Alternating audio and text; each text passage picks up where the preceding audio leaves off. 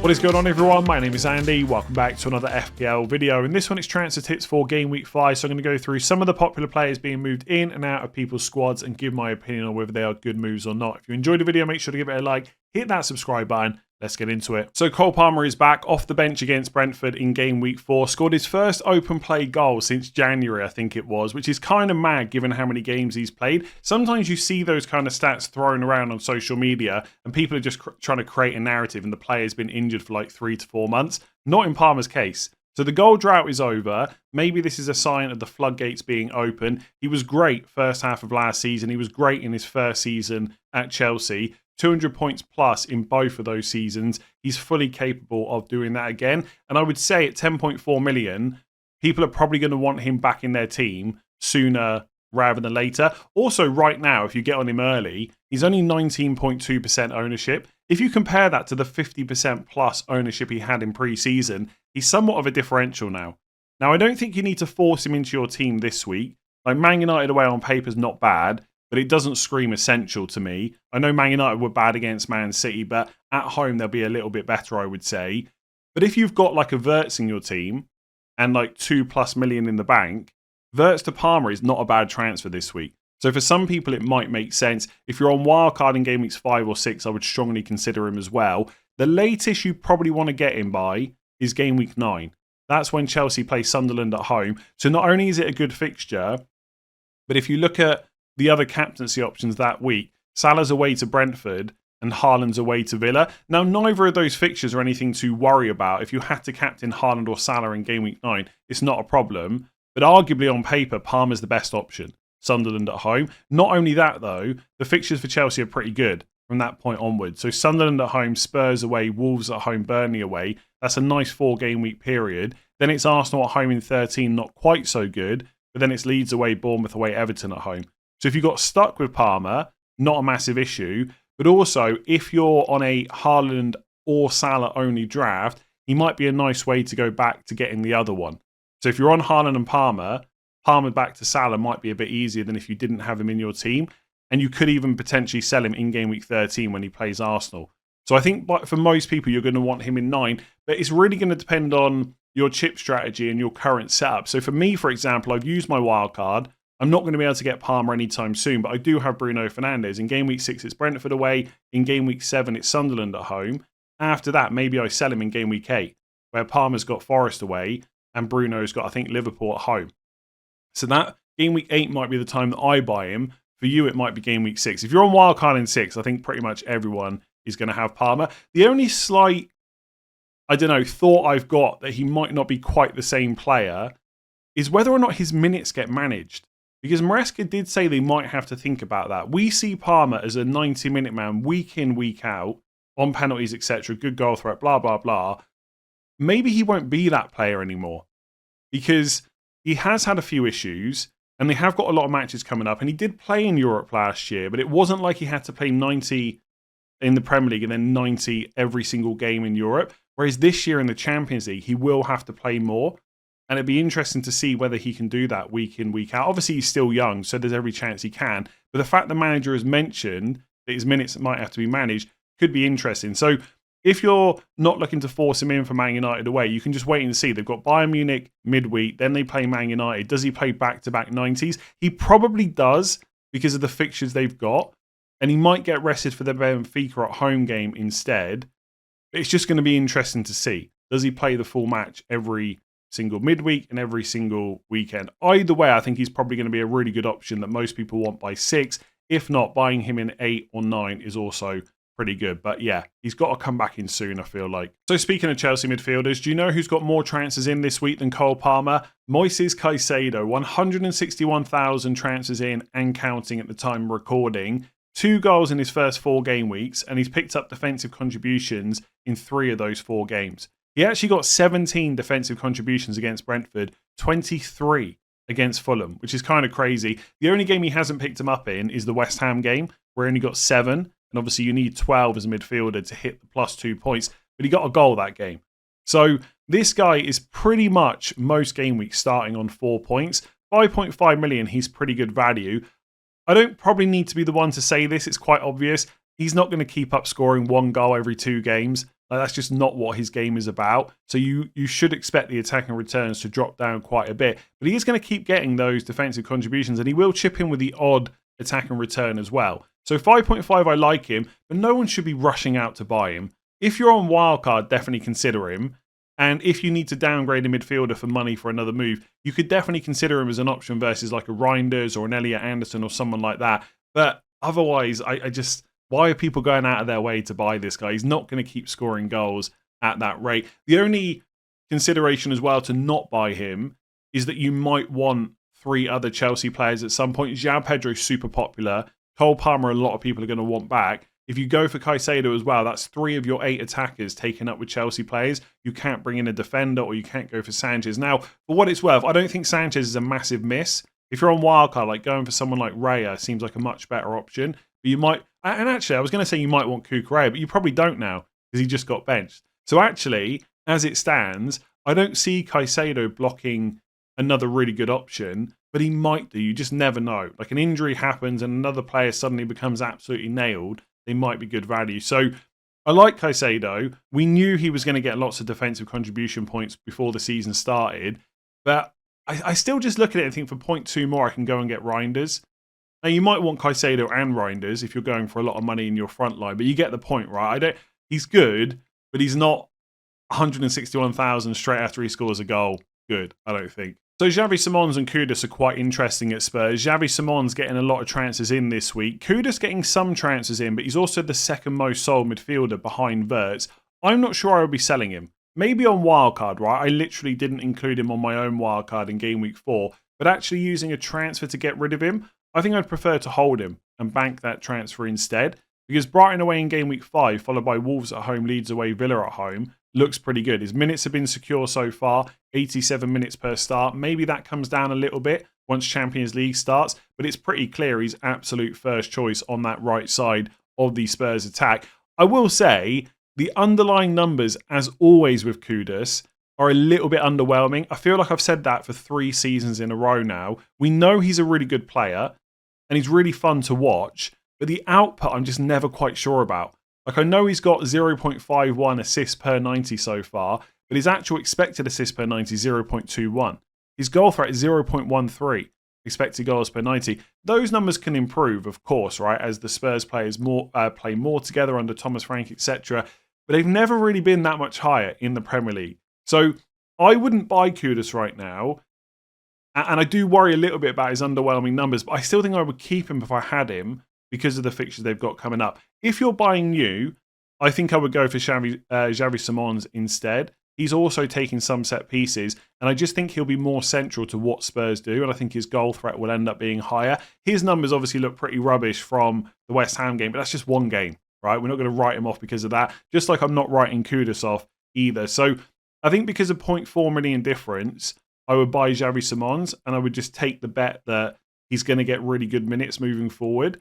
But I don't think I would sell either of these if you got them, because the next 4 fixtures are pretty good. I think Game Week 9 onwards, Everton away, Chelsea at home, Man United at home, Arsenal away, like, it's not terrible, but it's not amazing either. Maybe that's when you look to sell. But for now, I'd probably keep. And I also think Xavi Simons is a nice punt at 7. Like, if you think about the players between 6 and 7.5, I would definitely go for Semenyo if you've got the money. But outside of him, there's not a lot of massive standout options. Like, even Njai at Everton, who I quite like, or Grealish, who a lot of people like as well, is Liverpool away this week.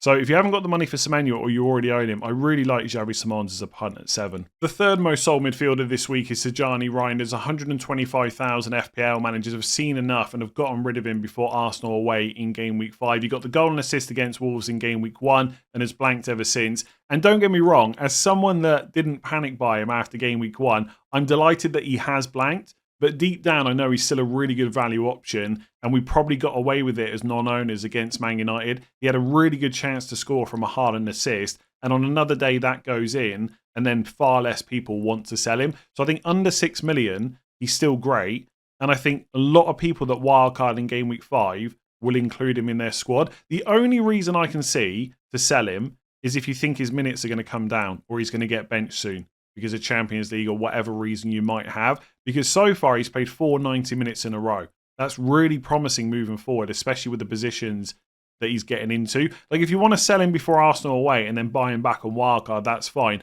But to use a transfer to sell him, when in game week 6 it's Burnley at home, followed by Brentford away, Everton at home, Villa away, Bournemouth at home, it doesn't make much sense. Like, so far, he's putting up 0.23 expected goal involvement per 90, which is not that exciting, but he's less than 6 million.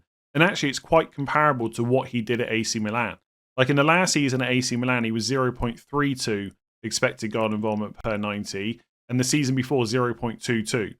So 0.23 in a Man City shirt is probably fine. And maybe those numbers get a little bit better as he plays more in the Premier League, more in that team as well. So I think he's a really good value option that I might even buy in game week 6. I cannot see much value in using a transfer to get rid of him. I just think that after game week 1, expectations were way too high for what he was going to deliver. But he will get you plenty of returns over the next 4 or 5 weeks. And if he's going to continue to play, that also looks pretty good. I was speaking to Luke, who I've had on the channel before, who always takes a keen interest in Man City and what Pep Guardiola is doing. He said really right now, with the injuries that City have got, the only way that Reijnders is not going to start is if they play a Rodri, Bernardo Silva and Foden midfield. Otherwise, if Foden or Bernardo are on the right, Reijnders is definitely going to play. And with Rodri in, he doesn't have to do too much defensive work. He can get forward, as we've seen plenty of times. So I've loved that he's blanked. Don't get me wrong. But I don't see that continuing for much longer. I think he's a good pick, and he's going to deliver well for 5.7 million. So no forward has more transfers out this week than Hugo Ekitike, and I kind of understand it, right? He's blanked against Burnley, which is frustrating, but also Alexander Isak's joined now, so Ekitike's minutes are likely to come down quite a bit. Even without Isak in the squad against Burnley, Ekitike still came off around the 70th minute. So early subs are definitely a thing with him. If I could make an argument to keep him, it's that I think he will start against Everton in game week 5. We'll get a better idea after seeing the Champions League game midweek. But I reckon Ekitike is going to start midweek. He's going to get subbed off early again. Isak might come off the bench. And then he's probably going to be benched again against Everton. I just think he's played so few minutes that he's not just going to get one sub appearance for Liverpool and then start. So I think Ekitike probably will start against Everton. The problem is it could be just 65, 70, 75 minutes. Is that enough?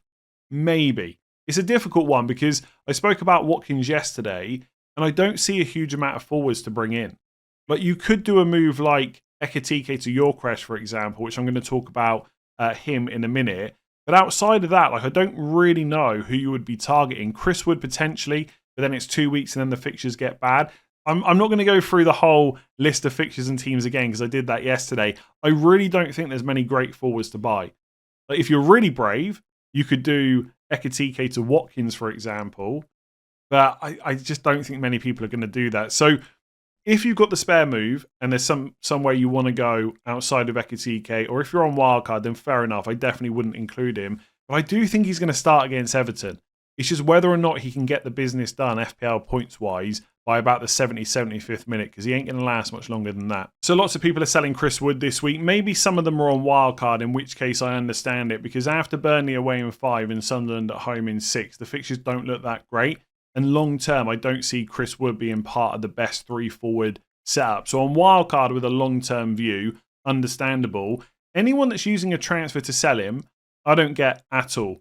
I know he came off before the 60th minute against Arsenal in game week 4, but I think that's because of international duty. Like, he's got a lot of travelling to do. He's playing against Australia twice. He played 63 and 67 minutes. It's a long travel time back as well. Like, we saw him last year. I don't think it was game week 4, but after an international break, he was benched against Arsenal because of the travel, right? So I don't think it's that, crazy that he was bought off before the 60th minute, and I don't expect that to happen against Burnley. Long term, Ange Postecoglou might have a different opinion of who should play up front. But against Burnley, I'm pretty sure Chris Wood's going to start.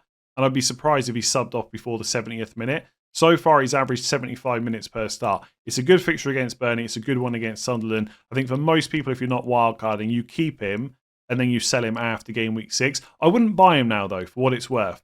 Like I spoke about Ekitike, I don't think I would move to Chris Wood. I think it's so short term. you're better off saving that transfer for something else. So one forward people are buying this week is Nick Woltemade. Started for Newcastle in game week 4 against Wolves and scored as well. So not a bad debut whatsoever, and didn't really look like he was going to struggle in the Premier League. And I'm not saying Wolves is necessarily a massively difficult game. Outside of the newly promoted teams, it's probably one of the better ones any team can have this season. But he looked good. He looked like he fit in straight away. That's a good sign for Newcastle moving forward. He did only play 65 minutes, but I don't think that's that surprising given that that was his first game. So you'd expect the minutes to go up, especially while Visser is injured and they haven't really got another out-and-out number 9. So there is promising signs there, and for 7 million, he could be potential value. On the penalty question, I'm not sure who's going to be first choice for Newcastle. Woltemade's record is pretty good.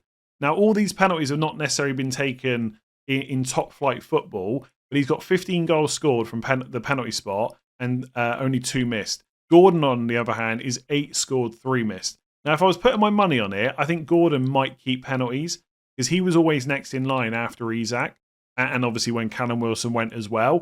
But it's not a guarantee. So Woltemade for 7 million might get them.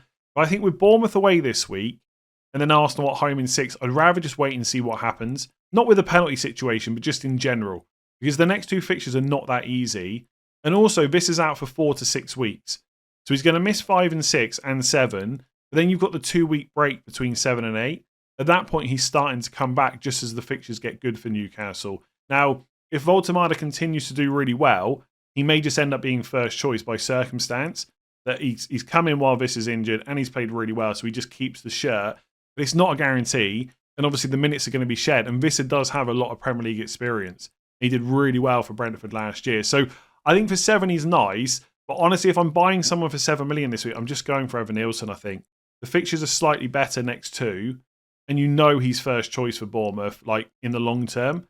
With Woltemade, you don't necessarily know that. I don't want to put people off buying him because he's such a differential. And I think being the number 9 for Newcastle, you're going to get plenty of chances. I just think the next 2 fixtures are enough to slightly put me off. I'd rather reassess game week 7 onwards. But that's just me. That's the type of manager I am. You don't have to do the same thing. I'm sure he's going to start against Bournemouth, and I'm sure the minutes will be much better than 65. So the top 3 transferred in forwards this week are Erling Haaland, number 1, which isn't that surprising. Number 2 is Nick Woltemade, who I just spoke about. And number 3 is actually João Pedro. Even with 66.6% ownership, he's still being heavily transferred in. Number 4, and the player I'm going to talk about right now, is Viktor Gyökeres. And I think this one's interesting because 120,000 FPL managers have brought him in before Man City at home. And then in 6, it's Newcastle away. So on paper, they're not necessarily the fixtures that you would usually target. I think this is just a sign that people are frustrated with the forwards they own. And obviously, he did okay against Forest with the goal and 6-pointer. But I think there's just so much frustration with the likes of Watkins. People are just willing to sell them to whoever despite the fixtures. Now, for what it's worth, I think we need to have a change of attitude towards the Arsenal attack. Like, they've done so well over the last few seasons in terms of their league place because of their defence mostly. They've been a good attack, but they haven't got to the levels of Liverpool or Man City. That might be about to change this season. I don't know if they're going to be as good as Liverpool, but I think we will see quite a big uptick in their attack. They've got a proper focal point now in Gyökeres. I think Eze is a big upgrade as well, as we saw against Forest. Even if Saka's injured, you've now got Madueke. They have really strengthened not only their attack, but also their squad depth. We're not going to see those dips like we saw last season. So for that reason, I really like Gyökeres. He's going to be the one that gets all the goals. The bookies have got him like up at something like 18 to 20 attacking returns this season, which is not far off the likes of Salah and Haaland. He's on penalties. I think he'll be on penalties even when Saka's back. And in the past, if you've owned Saka, you've always wondered if they get a penalty, whether he'll give it away to Odegaard or Havertz. Gyökeres ain't giving any penalties away. There is no chance. This guy's just going to want as many goals as possible. So I think we've got to see Arsenal slightly differently. And I think basically Gyökeres is their Haaland. He's their Isak. He's going to start pretty much every single game, I think, that he's fit for. Now, we did see against Forest that he only played 67 minutes and they put Merino up front. So is it possible that at some point in one of these easier fixtures, say West Ham at home in 7 or Burnley away in 10, I don't know, something like that he plays Merino up front? I guess it's possible, but I'm not sure I see it. I think he'll just be rolled out in every game like Erling Haaland is for Man City, and then maybe the odd time be subbed early. Because to be fair, against Forest, he'd played for Sweden, I think, in both games because Isak was on the bench in both of them. And they played together quite a lot anyway. But he played both games for Sweden, and the game was pretty comfortable against Forest. I think Arteta even made a comment about how good of a place Mourinho's in right now as well. He's going to start against City. He'll probably play close to 90. He's going to start against Newcastle as well. And he's a great long-term option. So I really like him. And again, I wouldn't necessarily target City at home and Newcastle away. But I guess I would view it like this, right? Let's say that was Chelsea at home and Newcastle away, and you were thinking about Erling Haaland, you probably wouldn't be that put off. Or if it was Isak with Chelsea at home, Newcastle away, playing for Liverpool, you wouldn't be that put off. I think we've got to start seeing Gyökeres a little bit like that. And please do not get me wrong. I am not saying he's as good as those players, but from an FPL point of view, I think he's similar enough that the output's going to be there, and you shouldn't necessarily be massively put off by those fixtures. So you don't have to force him into your team, but if you're looking to make a forward transfer and you're thinking long term, he's got to be one of the better options to bring in right now. And look, you could look at it and say he's blanked in 2 of his 4 games, but the first one was Man United away. Right? It wasn't an easy game for Arsenal. It's his first game in the league. He's building up match fitness. He's straight into Leeds, 2 goals. Forest at home, good fixture, 1 goal. Liverpool away, again, you forgive him for that. So I think he's going to be a really good option. And it's funny because I put him in my wildcard team and I said I still wasn't quite sure about him. Maybe the goal has changed my mind. I don't know. But there are signs that he's just going to be a fantastic FPL pick, basically. You don't need to force him in. He's nowhere near essential. And he's not as good as Haaland and Isak. Let me just clarify that again. I think he's going to be pretty damn good. So I'm going to leave it there. If you enjoyed it, make sure to give it a like, hit that subscribe button, and I'll catch you tomorrow for the game week preview.